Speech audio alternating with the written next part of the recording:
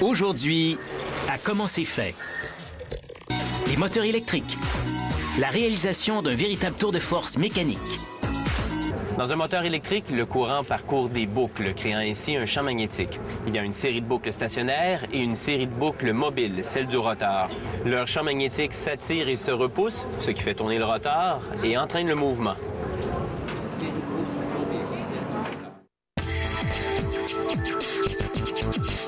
Le stator est parsemé d'encoches et chacune d'elles contient une bobine de cuivre.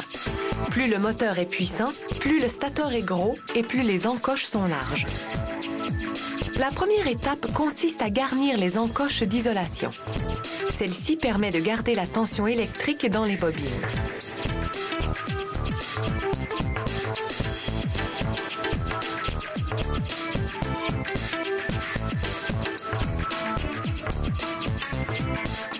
Les bobines sont composées de multiples fils de cuivre enroulés par des machines programmables qu'on appelle des bobineuses. Plus le moteur est gros, plus il y a de fils par bobine. Dans le cas de ce modèle-ci, chaque bobine compte 13 brins de fils de cuivre.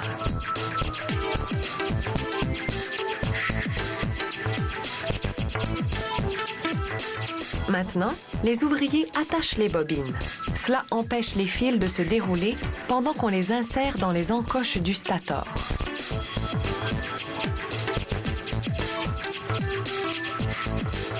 Les ouvriers couvrent chaque bobine avec de l'isolant en fibre de verre.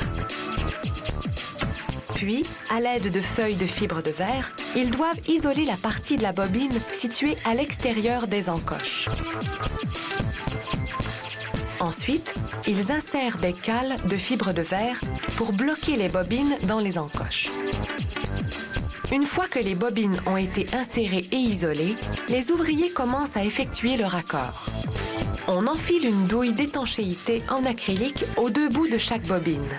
Il y a 13 bobines, donc 26 bouts. Puis, ils rassemblent ces fils isolés dans des câbles de raccord. Le nombre de fils par câble varie selon la vitesse et la tension électrique du moteur.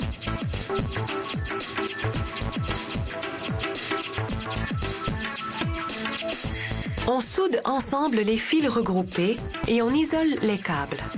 On en pousse certains dans le stator, mais on en laisse d'autres à l'extérieur pour les relier à une source d'alimentation une fois le moteur installé.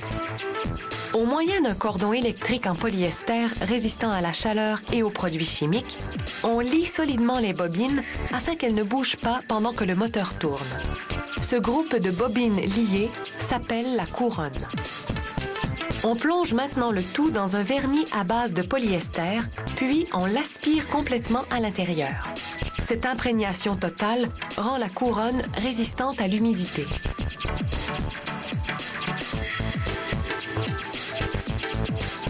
Ensuite, on enfourne la couronne pendant 6 heures. Le vernis durcit, ce qui rend la couronne rigide. Maintenant, on doit équilibrer le rotor. S'il est déséquilibré, il fera vibrer le moteur, ce qui nuira à sa performance. On procède comme le ferait un mécanicien pour équilibrer des pneus de voiture, mais avec 100 fois plus de précision. Puis, on glisse doucement le rotor dans le stator en veillant à ne pas endommager la couronne. Le rotor va tourner sur des roulements d'acier. On chauffe les roulements pour les dilater et les installer plus facilement. On y souffle de l'air froid pour les rétrécir et obtenir un ajustement bien serré. On procède de la même façon pour le couvercle arrière du moteur.